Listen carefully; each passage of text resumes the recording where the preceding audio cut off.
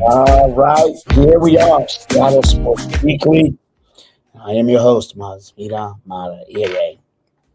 And man, the change, it's not a change, but kind of how the weather's going, right? I don't talk about the weather. You know what it's like out here. So just reflecting on other things. Got my walk in today, which is good. I'm just kind of surprised. I tell you one thing, well, I'm surprised and I'm just irked. I don't know whether the Department of Transportation, and I mean the W, Washington Department of Transportation, or whether not SDOT, not City of Seattle. Everywhere I go, there's construction. It's ridiculous. And I also understand the roads. Y'all know that the roads are really not for us, they're for the military. That's where they were built. Yeah, I mean, yes, roads are for transportation, but at the end of the day, the roads were. I should figure out what bill that is, but back in the 50s, I mean, the roads were really built. United States roads were built to transport the military, and so that's really what they're for. And so, in that, the best time to go ahead and make transportation changes the roads is during the summer, right? We all know that during the summer, that is exactly when all the roads just when they go out and make changes to the roads.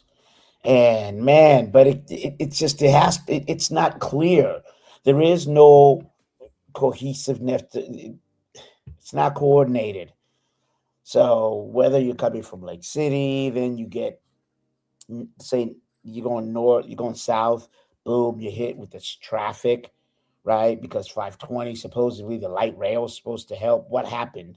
It still clogs up when you're going down I-5 south. That's 520, not a chance. It's still clogged up. Now, when you get past that, 520, you're going north. Oh, what do you mean? Now you're congested because people are getting off the Mercer Street exit. More congestion. All right, so you kind of get past that. Now you're going south in the convention center. That's all backed up as well because remember, there's for 6 lanes supposedly. There's 4 going one way, 2 going the other, 2 going supposed to go to Bellevue, I-90, but then the other one's supposed to go through. But the people on the far left say, "Oh, I got to get to I-90. That means I got to cut through all these lanes." And you're like, "Man, what in the world is going on?" That's going south. Never mind coming back. That man, that is the worst. I don't get it. All right, so let me finish my south south I-5 here. Man, so then you go to the right, right? You finally get off the West Seattle exit. I ain't getting off there, but that's fine. So you get off. Let's just say you make a turnaround and now you're coming back north. You're coming back north and it's just absolute gridlock. What do you mean it's gridlock? Yeah, it's gridlock because as you're coming down, people are trying to get to I-90 going the other way. All right. So, but on the far left, the carpool lane is already backed up because if you keep driving, again, going north, remember, only the carpool lane is open going north. So which means that if you're driving south, you're in absolute congestion. You can't get off the exit going up to like Seattle U and what have you. That you're already backed up. All right, I'm weathering that storm. Now I'm coming back up again, and guess what? On the far left-hand side, the traffic I had, remember going south, now the exit the Mercer. Well, here they come. So now people come from the Mercer, Seattle Center, what have you, are now merging. Okay. So you got those 2 lanes and the 3 lanes I'm in, and I'm going up there, but it's already backed up because now people want to get to the 520 exit, and that's backed up. And you're already backed up because they've only got 2 lanes going by the Ship Canal Bridge. Wait, what? Yeah. So now you have people in the far left trying to merge with people with the 2 lanes, and they've cut off a lane. So now you got zipper merge. When people have no idea what zipper merge is, it's like you let somebody go, then you go. Never mind. I'm not even going to talk about the truckers and whatnot. All right. Fine. All right. You finally get, this is where it really hurts. I mean, it's painful. You finally get up there, and people from 520 are coming on the far right lane. On the far left, you got people that are merging, and it's all 1 lane. Well, now it's 2 lanes, but then you got people getting off the U district exit. It's just ridiculous. So what would you do? Well, don't have them merge over here and go to 2 lanes. But no, we wouldn't want to coordinate any of that, right? But I had to let that out. Thank you for the therapy session. Much needed. I've been trying to lay off the horn, trying not to be passive aggressive. But man, bro, exactly. Good call. Can you let me just go in? So, yeah. Well, hey, look. So I'll skip my therapy traffic session, speak with you all. And then to even make things better, save money and time, we're going to talk Seahawks. A lot going on. Seahawks signed Dante Fowler, Cowboys. And we're going to have Corbin break that down. He of Emerald City Spectrum, break that down. And then we're also going to hear from Mike McDonald. And then we'll go right over the whole rookie minicamp. And tongue in cheek, I'm going to try to remember this every time. All right. One of the things I want to start having now is a nerdy moment with Corbin. I got to tell you, and I know he's waiting to get on, but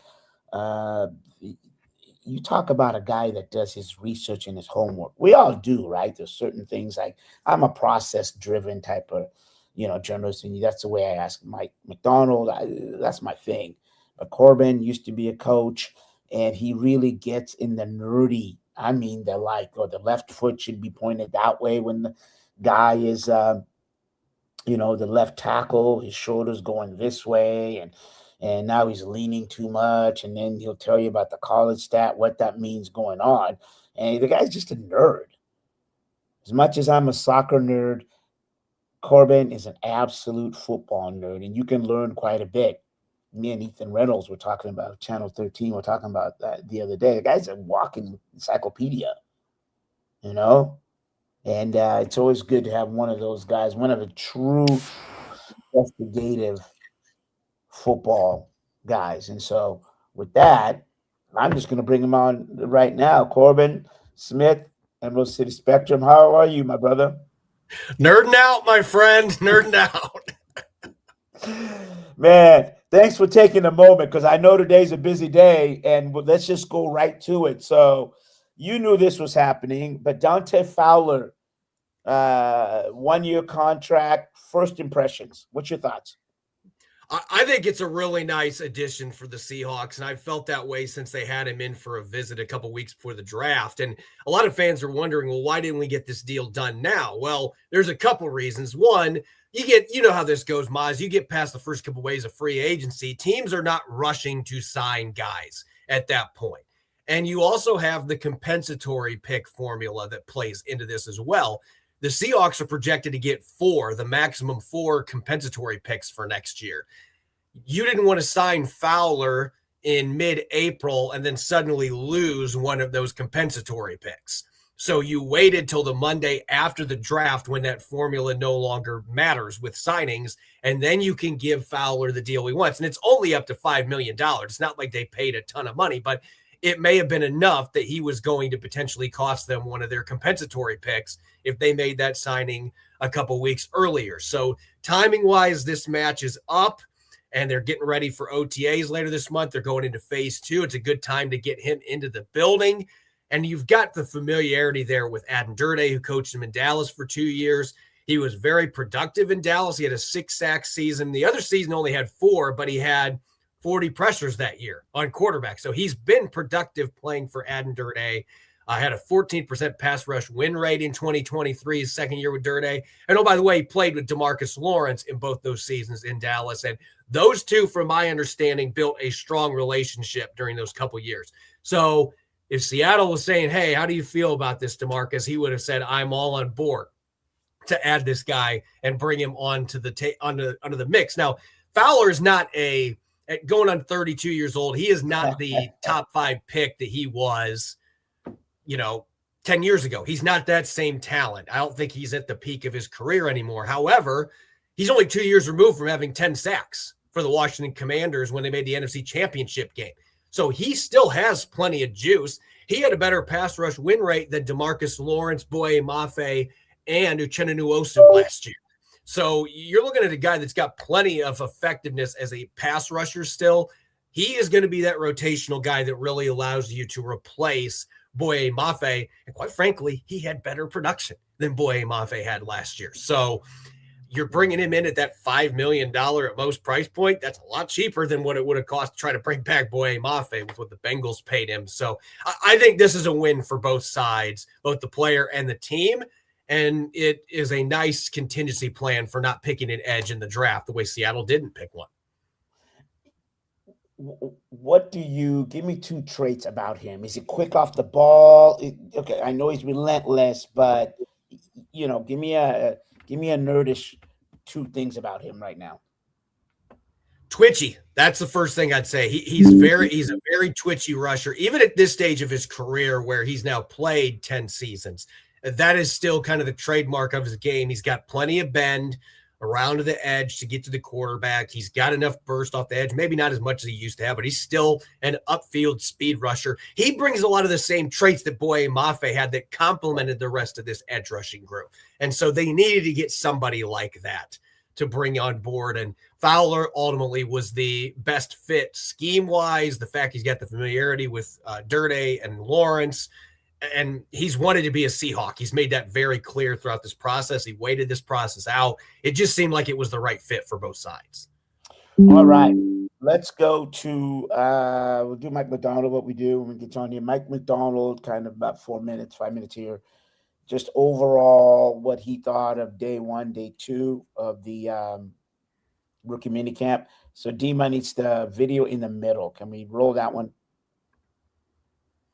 Camp. There's a lot of work that goes into making this thing come to life. I think we brought in, I don't know the exact number, but it's a lot of tryout guys. It's a chasing edges thing that we believe in here, and we found some really great players to be on our kind of 120 idea over the years. And logistically between EK and travel folks, Jeremy and his team, getting everybody here on time, and it's a pretty big undertaking. For some edges that we're trying to find. But so I appreciate those people. Coaches did a great job. We had great spirit. Players did a great job. Really took a jump this second practice and started to look like professional football out there, which is exciting. So, but we'll move on. Guys will come back in a week, and then phase 2 starts on Monday. So really exciting time of the year. Is that something you're messaging to the tryout guys? Like, hey, just because you don't get called next week doesn't mean you're not on the radar? Yeah, definitely. Everyone's on a different timeline, and so I think they understand that, and that's part of the messaging too. And we've had several guys that have come back, in camp, or even after camp or after the season. We've had a couple examples of that too. Jalen Gaines is the guy that comes to mind. That's with us now after not being with us at the end of the season. So. Just keep plugging away, try your best. Don't worry about the count and timing and all that, but trust the process. Looked like Janarian caught quite a few passes out there the last couple of days. Yeah, he did. Yeah, just given that was kind of one of the things about it in the draft. I mean, was that seeing? It's not like an extra point of emphasis. I think it's just because of camp, probably more space plays rather than keeping them in traffic, and just trying to be smart on how we utilize them in this camp. Getting off to the right start, but did a good job. Did a good job, but it's definitely part of our offense.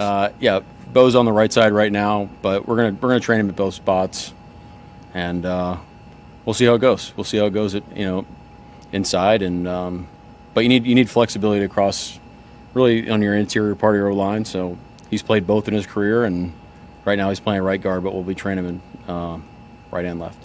Julian talked to us yesterday about how much Nick Perry influenced his decision to go to Arkansas. Obviously, yeah, it's cool.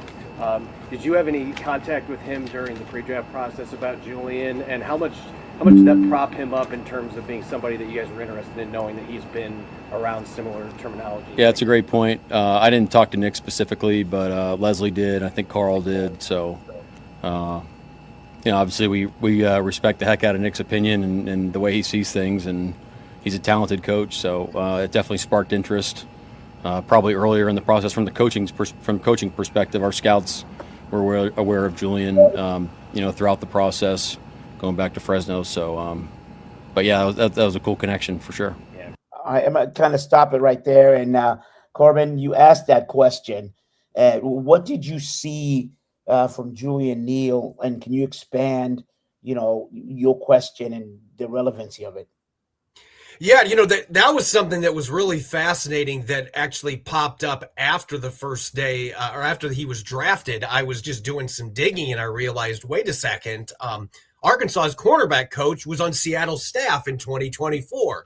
And that was not something that anybody was talking about the day that they made that selection. So I did a little bit more digging and reached out to some people, and I just was really curious about that process and how much Nick Perry played into Julian Neal going from Fresno State to Arkansas.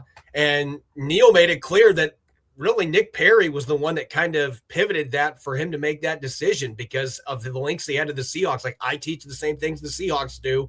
That really stood out as a recruiting tool that ultimately led him to Fayetteville. And Mike McDonald and this personnel and scouting staff, they already knew who Julian Neal was, but then you have that connection down in Arkansas. As he said, Leslie Frazier and Carl Scott reaching out. You have all those connections. It really made this seemed like a great fit going into the draft. I mean, I had Julian Neal on my final mock going in the third round of the Seahawks, and a big reason why he fit what they were looking for.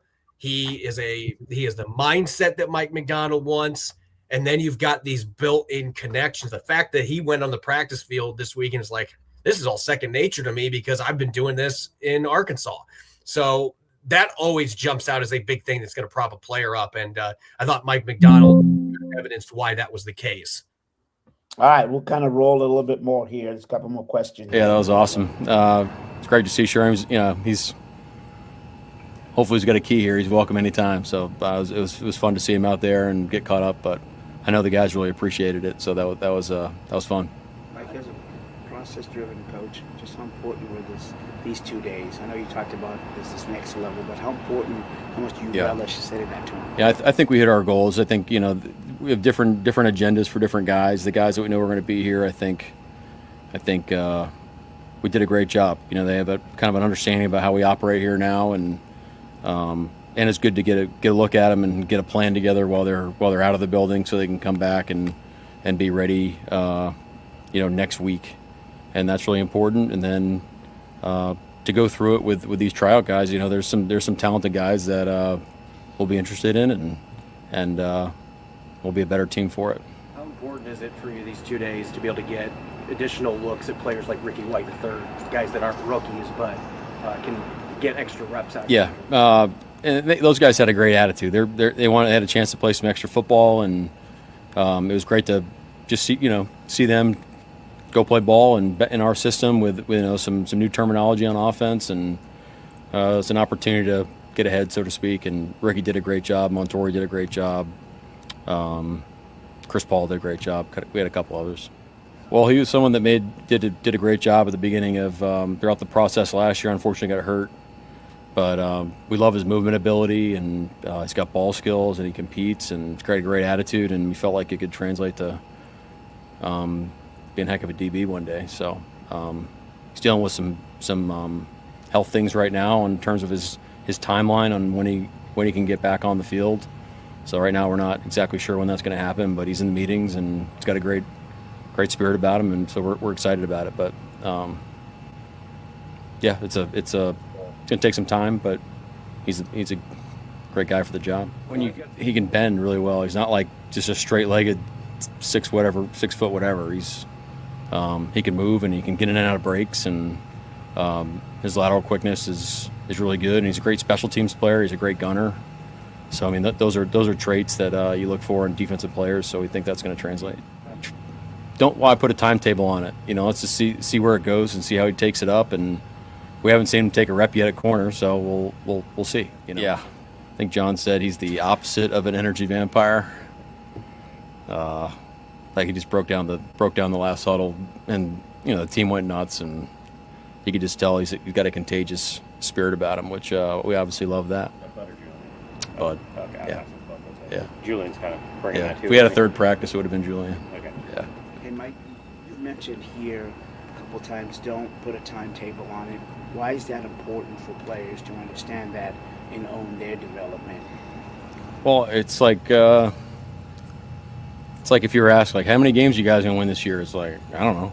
It's like, why don't we just worry about having a great phase 2 day, and then let's go have another great one the next day, and make sure it's our standard, and then trust that that's going to create a team that we're ready to go play football games. So same thing with player development. We have goals, on where we want players, and there's timetables behind things sometimes in terms of skill development and body comp, things like that. And so we want to hit timetable goals on that front, but as long as you're hitting those markers, why put a cap on things? There you go. So Corbin, let me go back to the question you asked so our viewers can understand about Ricky White. You said rookies. So this is for rookies and first-year players, correct?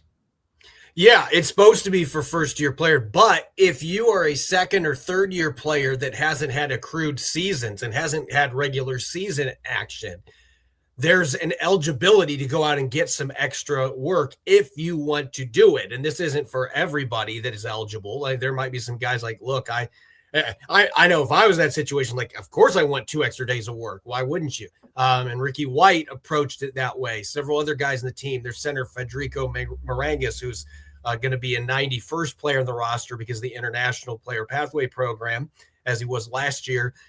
They had a couple of defensive tackles out there. Chris Paul Jr., the linebacker that's put on some muscle this offseason, they had him out there. There were a number of players. I think I actually counted 11, and then in the 2 days participated at least one of the days that were on the Seahawks or on an NFL roster or practice squad last year. Just did not accrue seasons. They were eligible for these practices. And again, if you're a real competitor, you want to take advantage of those opportunities, and you're trying to get on the field. You want those extra snaps, especially a guy like Ricky White. Like, hey, Seattle might have just drafted somebody that's going to be head-to-head against me for one roster spot in Emmanuel Henderson Jr. Like, I need to get out there and get some extra reps and make sure the coaches are seeing me. So I think that is another big key element of these rookie mini camps that it isn't talked about a lot, obviously, with the draft picks being the biggest storyline. Yeah, and as Mike mentioned, with the new offensive coordinator, the offense is the same, but it's different. You know what I mean? So why not, like, to your point, get those 2 extra 2 days, as you come back. Overall observations, just overall, that in the 2 days you were there and you were grinding, but what did you see? We talk about this every year at rookie minicamp. There's obviously only so much you can evaluate this time of year, especially when you don't have the veterans on the field. But there's always a couple guys that just stand out to you like, oh, I can see why he was a high draft pick, or that guy looks like a mountain compared to everybody else. And there's 2 examples that immediately jump out to me. Jadarian Price, first off, you and I have joked about this, but I'm putting him in the Robert Turbin class for biceps and triceps. Like, that dude is yoked for a running back. He looks the part of a first-round guy. And there were some good running backs in that group, tryout guys that were productive players, but it looks like you're comparing Pee Wee League players to NFL players when you're putting a first-round pick next to him, just the way he moves, the size, things of that nature. And then Devin Eastern on the defensive line, 6'5.5", 320 pounds. That guy is, I could see why there were people at Minnesota that called him the vulture, because he's got those super long arms, and it's not a prototypical nose tackle build. Like, usually those guys are more like stocky built, and he's kind of that a little bit taller. I mean, he's a big dude, but he's tall. He's got long arms to use his levers. He's got the ability to penetrate gaps. He's just a different style nose tackle than the Seahawks have had for a while at that size. And so he was somebody that jumped out like a sore thumb out there compared to the other defensive linemen that they had in this camp. So I would say those two guys from the draft picks and getting to hear Julian Neal and Bud Clark yapping, they're already in the Devin Witherspoon class in that regard. That's going to be a lot of fun this summer once those three get together. For me, Marvin Jones Jr. is my surprise guy. I think he's going to make the team. I think he's going to push for some reps. Is there any couple? I know you mentioned these draft picks.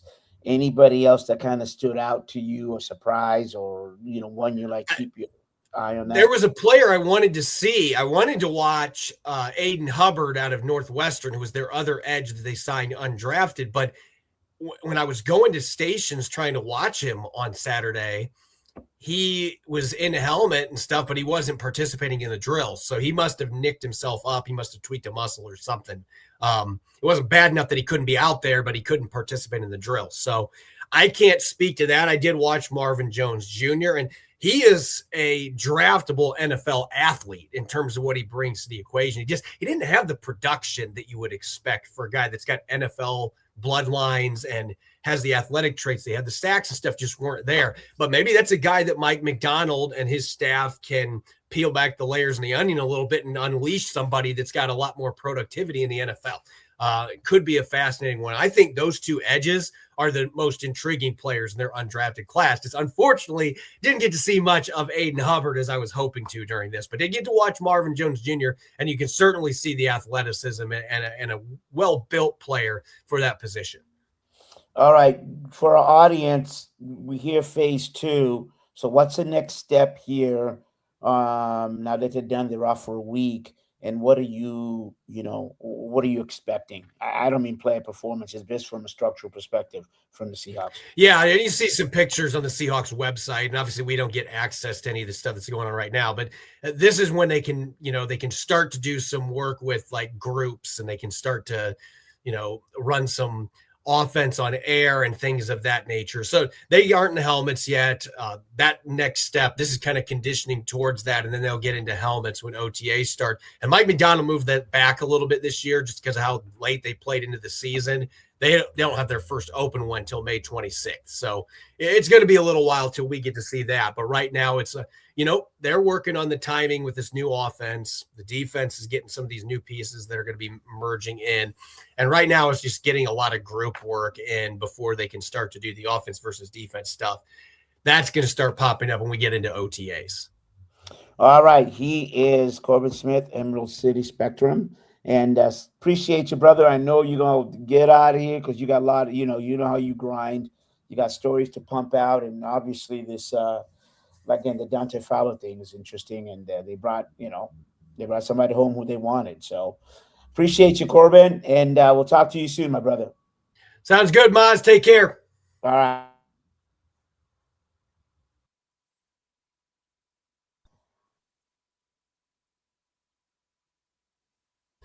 There. I can't talk to you if I mute myself. There you go. All right. I'm unmuted, and I will be remuted in just a mere second here because I got to be muted because we got to go to break. It is time for the break. Then we're going to come back and plenty more. But again, thank you to Corbin Smith, Emerald City Spectrum. And you can go on their website there, and they, he covers all. It's got good staff. Good staff. They cover the Mariners. They cover the Seahawks, obviously, the Storm, Sounders, all those things. So get out there to Emerald City Spectrum, but that's after the show or during the break and come on back. But right now, we're going to go on break. Seattle Sports Weekly. I'm Mazvita Maraire.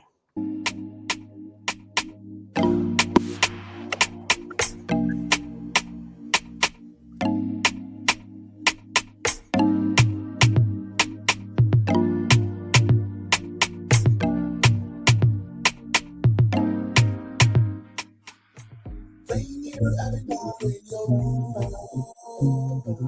Your community radio station will provide you with more information. Rainier Avenue Radio. Calling all entrepreneurs. Evergreen BizLink is your hub for business technical assistance, tools, and financing 24/7. At the heart of Evergreen BizLink is a free resource navigator connecting you to over 130 nonprofit partners all across Washington state. Evergreen BizLink is a powerful network of business partners ready to support you and your business. Visit www.evergreenbizlink.com, empowering businesses to succeed. Hey y'all, it's Traffic Jam with Kareem. Thursday at 4 p.m. Hey, Traffic Jam. Rainier Avenue Radio. Download the app so you don't miss out what's popping with Crack with Shannon. It's your boy, Cream the Dream, on another beautiful week on here on Traffic Jam in Seattle. I hope you guys doing what you're supposed to do, being supposed to be. I got a good show for y'all. Lots to talk about. You know, Kareem the Dream, keep up with everything. Get your entertainment news with Kareem on the Traffic Jam. Thursday at 4 p.m. Women are not an homogenous group. We face discrimination differently depending on factors such as ethnicity, age, socioeconomic status, and more. Rainier Avenue Radio is proud to amplify women's voices. They are the experts of their own lives, initiating conversations within their community about challenges they face, the solutions they're working on, and the opportunities they see. Please join us this Sunday from 2 to 5 for Women's Voices on Air. We know our challenges. We are the experts of our lives. We are master multitaskers, prioritizing our family, friends, and our faith above our own needs. Our needs and voices are too often overlooked. Please join us this Sunday from 2 to 5 p.m. for Women's Voices on Air. We tell our stories in our own way. Buying a home isn't just a purchase, it's a legacy move. Maybe you're just starting your home ownership journey, or maybe you're a homeowner who's fallen behind on your mortgage, property taxes, or HOA dues. Wherever you are on your path, Washington Home Ownership Resource Center connects you to trusted guidance every step of the way. Vetted resources, trusted referrals, real support. If homeownership is your goal, or you're trying to protect the home you already have, don't face it alone. Visit homeownership-wa.org or call the Homeownership Hotline at 877-894-4663 today. The Washington Home Ownership Resource Center, educating and empowering future and current homeowners in Washington State. Rainier Avenue Radio.world is your 24/7 digital media hub. Tune in at Rainier Avenue Radio.world. Also find us on Facebook, Twitter, and TuneIn apps.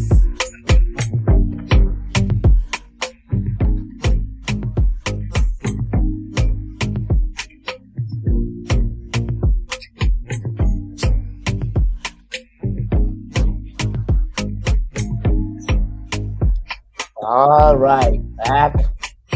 Seattle Sports Weekly. I'm Mazvita Maraire, and good segment with Corbin Smith. Always do. Emerald City Spectrum. So now we're kind of going to switch over to the them Seattle Sounders. So the Seattle Sounders, good news is they didn't lose, and the bad news is they didn't win. So the Sounders end up, Sporting KC, they tied 1-1. And going in, this was a team that was last on the in the league. So there's kind of the expectation here was for the Sounders to go in and win. That was the whole idea, right? And I'm gonna kind of hear from Brian Spencer here a little bit and about the disappointment. Sounders started out the way that they normally do, right? So the Sounders are 6-1-2, 20 points. I said this was a team that had lost Sporting KC 6 in a row.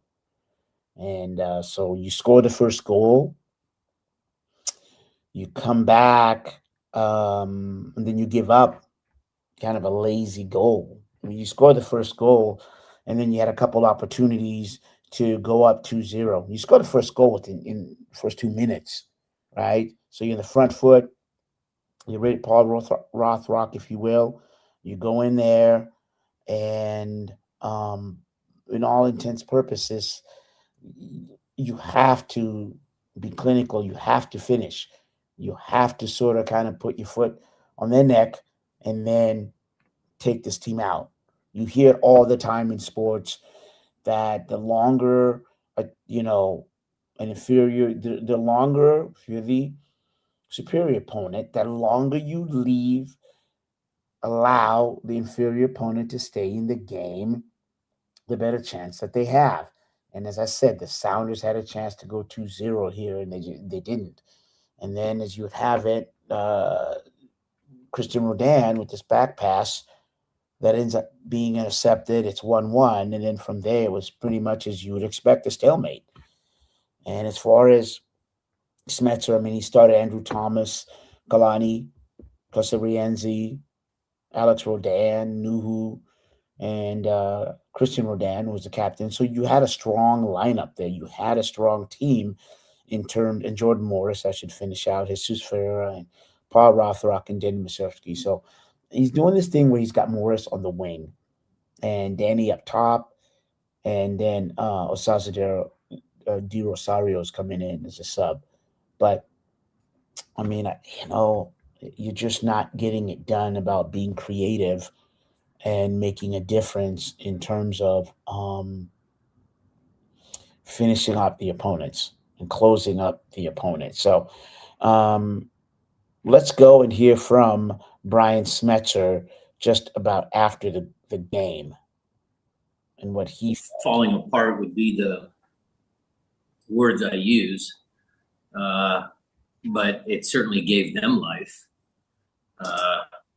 Starting the game, good, everything good. Our possession stats are going to be good, or whatever our expected goals are good, depending on what site you're on. So I wouldn't call it falling apart, but what I would say, Jeremiah, is just, not being clinical enough. We had a bunch of touches inside the 18-yard box, not being clinical enough, not being clever enough. Paul Rothrock has, given us a couple of penalties. Can he cut the ball back behind his standing leg, earn a penalty? It's hard to win on the road. I thought our best chance in the second half was Jordan in. He's got Musovsky. That's a decision he makes. He's either going to play Musovsky or shoot it, make sure it hits the target. Jesus forced Stefan Cleveland into a couple of good saves. I mean, again, I wouldn't say fall apart. I would just say that 2 drop points because, we just didn't have that quality in the final third. First, you didn't see him, and vision is the key. You cannot make a good decision unless you see the entire field. Never saw Jovic coming. Christian knows better. I'm holding him accountable. He's holding himself accountable in front of his teammates, but that can't happen. Well, I didn't kill them in the locker room after the game. I just stated the facts. The facts are is that we, dropped 2 points because of what we did, not the referee, not the opposition, but we can play at a higher standard. I always give them my reflection. I talked about statistics maybe before the game because my crack staff was giving me some, pretty impressive statistics of the run we're on and all that. Maybe I planted the seed that, we're a good team. I always tell them, look, we can always do a better job on, helping them, so they have the right tools to make plays in the games. And I also singled out some guys that have good performances. I thought Jesus was very good again today. And I thought Snyder Burnell had another good game. Musovsky put the effort in. That's all I could ask of him. There were some good performances on the field as well. Well, I disagree with that. I think Paul has played almost every single game, every single minute since, Jordan was out of the lineup in the first 8 minutes of the first game against Colorado. So I probably disagree with you there, but I'll double check the stats just to make sure I'm stating, the truth. And as far as Tigres and Saint, RSL and, all that sort of stuff, every game that you don't achieve your objective is disappointing. There's certainly higher moments, lower moments. This is certainly hurts right now, George. So, every loss hurts. That was to win the game. Kalani was having cramps. I don't know if you guys caught it on the TV feed. He was cramping up, and getting Hassani on the field was just another set of fresh legs. You know, it was hot down here. The grass was a little slow. I had pushed Snyder Burnell up a line because I thought Snyder was having a good game. That was a substitution just to go for the win, get fresh legs on. Yeah, every home game is vital. You know, we had made a statement. The players actually had made a statement about, you know, being a serious Supporter Shield contender. You can't let points slip away like this if you really want to, you know, be a Supporter Shield contender. You know, the games at home are against Western Conference opponents, against good teams, and it's 3 games in a week. So that'll test our mental toughness. You know, it'll test our soccer ability, our ability to play well, and let's see how those games come out. All right, there you go. Brian Smetzer obviously did not pleased about his team's performance, and as I said, so that was an opportunity for the Sounders to keep pace with here. So we'll start with this. Right, if you take a look at where the Sounders are, they're in 4th place right now, and 20 points. So LAFC is in 3rd place, 21, Vancouver 25 points, and then San Jose with 28 points. I think interesting, the Sounders actually have 5 goals scored against them. That's it. But Vancouver has 6. Same thing with San Jose and LAFC, so you can kind of see how this goes. Now, going back to the schedule that Brian Smith alluded to, right now, Sounders' next game will be this Saturday when they play San Diego. And then they play San Jose and LA Galaxy and then LAFC. So your next 4 games are against the teams that are, except for San Diego. San Diego is in 12th, and that's the one you got to win, right? But then after that, as I said, you're playing San Jose, you're playing LAFC, and LA Galaxy, right? So though you've got to win those games, and good Lord. And then what happens is after that, after the May 24th game with LAFC, who, as you can see, is in 3rd place, then what happens is you are now, you take the break. So May 24th all the way to July 16th for the FIFA World Cup break. So you've got 4 games in which you've got to stay competitive with these teams. And Brian Spencer talked about how he brought in Hassani Dotson. So, you know, I met up with him last week at training camp and had a chance to go one-on-one. So we're going to play you that my interview with Hassani Dotson. So I want to thank him and the Sounders. All right, so there we go. Hassani Dotson video coming up. There we go. And thanks for taking the time out. You guys on what's working for your team right now in terms of, win streak? What's working? Yeah, I think we're defending pretty well, and I think that gives us opportunity to grow into the game and to establish possession and try to create goal-scoring opportunities. And I think for us, we're just stringing good results one after another, and that brings good confidence in the group. So it's led us to get many wins. The team has scored in multiple ways, transition and also kind of hold up and then possession-wise. How important is to be able to be diverse in your attack? Yeah, I think we have a pretty deep squad, and a lot of guys have different attributes, but with how we try to play is one way to score goals, but we have great athleticism and, like I said, many different type of players, and I think that helps us to be able to score different type of goals. You're in the pivot. Any particular one that favors you, or, well, let's ask this, what's the difference in the 2 pivots? Yeah, I think one, supports play a little bit more, and the other one is a little bit higher. But I think for me, the most important part is, making sure that my relationship with each of my teammates and getting the tendencies they like, and it helps me put myself in a better position. You're more supporting as opposed to, right, not to say you don't go up in the box. Is that fair out of the 2? I think so far that's one I've probably been probably my best performance so far this year. And years past I've been more box to box, but I think it's pretty similar. I mean, you're just really working with a partner, and Snyder and Christian can both, and even Peter can play either of those positions well, so it's pretty seamless. So I wouldn't say that's a shout out to the coach, but just a reminder that you can play box to box. Fair enough?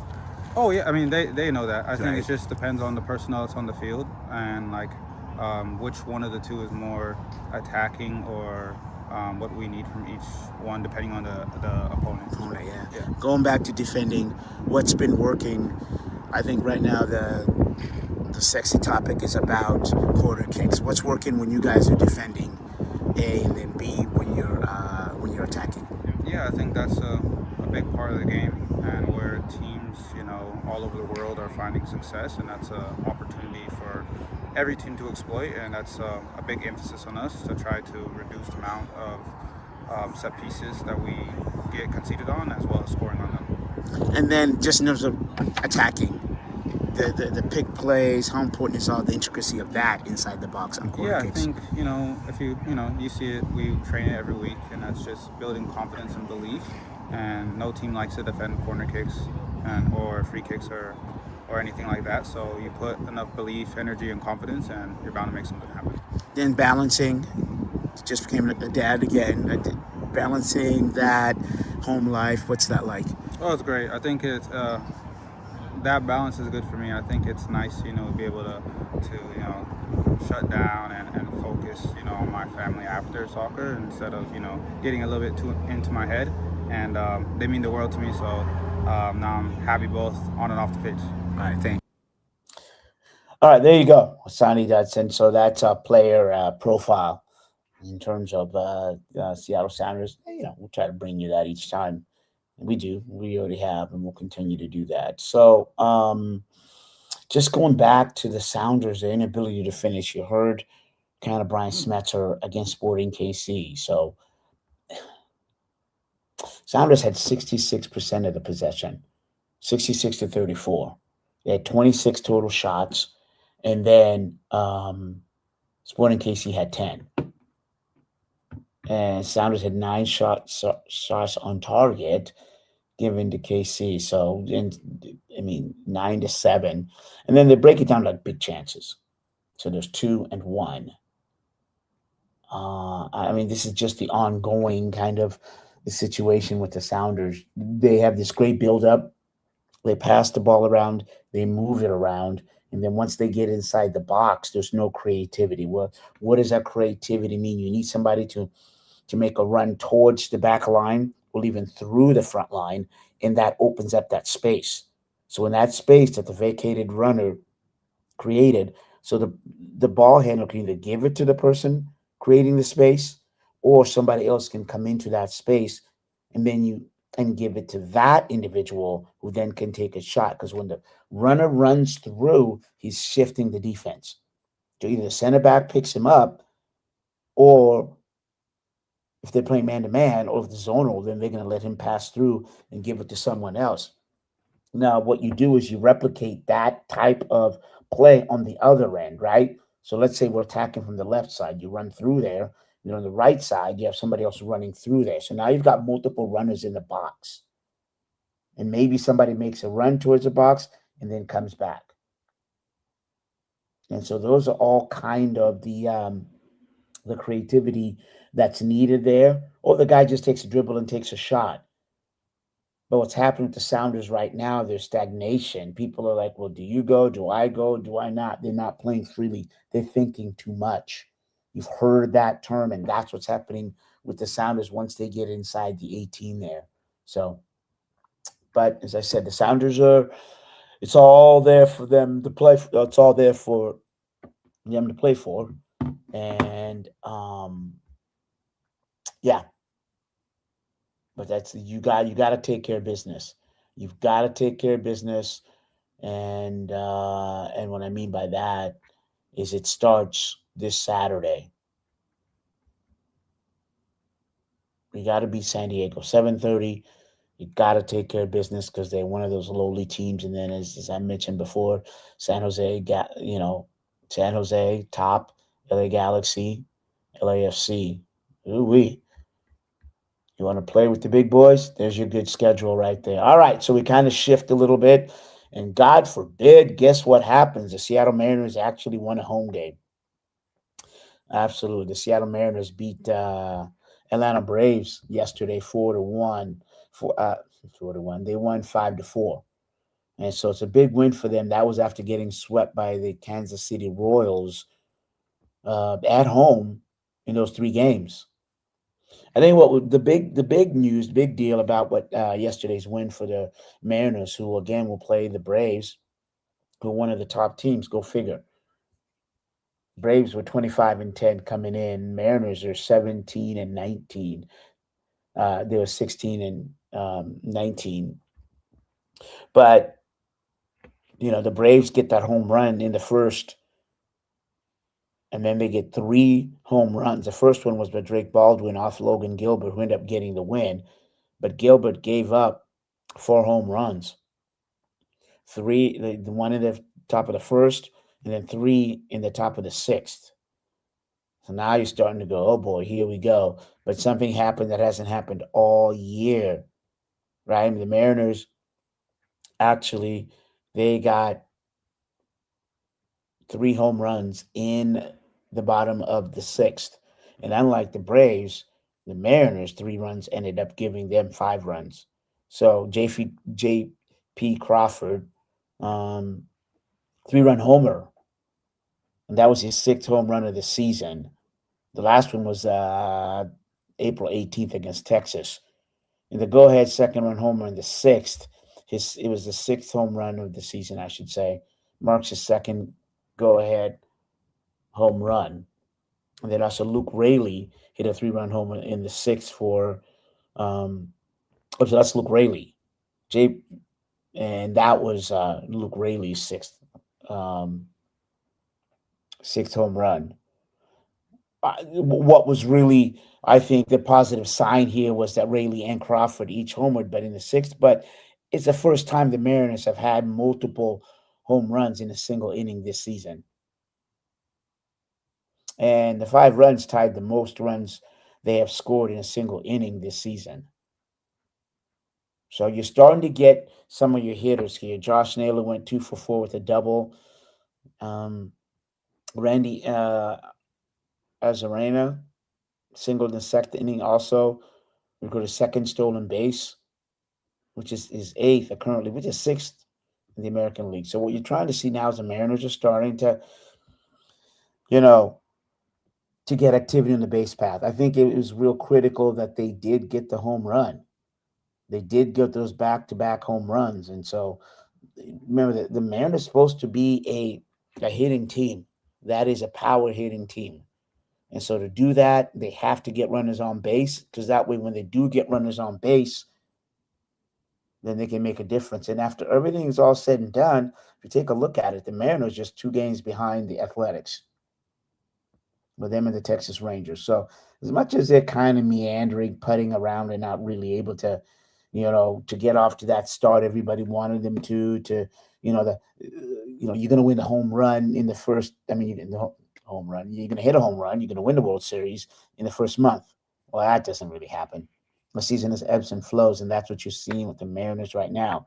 They're starting to pick up. And they've got some injuries. Kyle Raleigh, missed his 3rd game. And he's got soreness in his side, which really, if you're going to take a guess, that's an oblique muscle. That's what that is. And so that's what you're starting to take a look at there in terms of when will he be back. Big issue there, right? Because the Mariners, as much as they're starting to move forward, they're also starting to get, the injuries are starting to pile up. And so that's something that the Mariners have to be really, you're hoping that, they can overcome this, but the injuries are a concern right now. All right, so they play again today, and if you can get out there, do that. And then also, I'm just trying to find out. Let me take a look at exactly. So, Raleigh is day-to-day. Victor Robles, right, pectoral muscle. He's been on a 10-day disabled list. And then Will Wilson, Matt Brash is probably the one. They hope to get him back. So, again, you've got some injuries that are going there. And then I would lastly, before I go, catch the Seattle Storm. They open up season opener this Friday. And they will take on Golden State, 7 p.m. The latest news is the Storm, Tania, they released her, the rookie from Notre Dame. I thought she was going to be she was going to stick, but what do I know? Tina Mayer. So she was waived by the Storm, and then, but as I said, season opener against Golden State, and it'd be interesting to see just. I don't think Ezzy will be out. So look, Flau'jae Johnson, Lexi Brown, Jade Milbourne, Dominique Malonga, and Stephanie Dolson were your starters from, last Thursday's preseason game. So now they'll probably be the same starters for the upcoming on Friday. But all right, we'll have plenty for you next week, just in terms of the Mariners, Storm, and any other news that's out there in the Seattle sports. I'm Mazvita Maraire, Seattle Sports Weekly.